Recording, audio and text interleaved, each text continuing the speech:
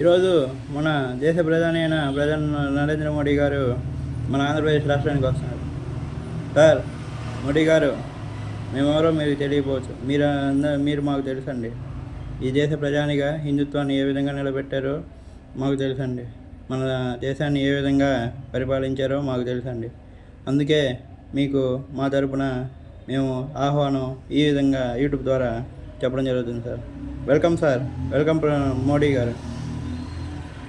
మరి ఏ విధంగా మోడీ గారు మరి చూద్దాం. రాజమహేంద్రం అనకాపల్లి సభలో నేడు ప్రధాని మోడీ సభలు అంటే ఈరోజు 2 దిక్కల మన ప్రధాని మోడీ గారు రాజమహేంద్రం వస్తున్నారు. రాజమహేంద్రంలో పాల్గొన్న పవన్ లోకేష్, రాజమహేంద్రానికి పవన్ కళ్యాణ్ గారు అండ్ లోకేష్ గారు ఇద్దరు వస్తారు. మరి అనకాపల్లి సభకు ఆధార్గా అన్న చంద్రబాబు, మరి అనకాపల్లి సభకు చంద్రబాబు గారు వస్తారు.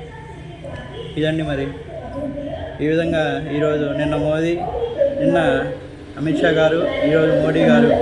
మరి చూడండి, ఈ విధంగా చూస్తే కూటమికి ఏ విధంగా పట్టుందో మనకి అర్థమవుతుందండి.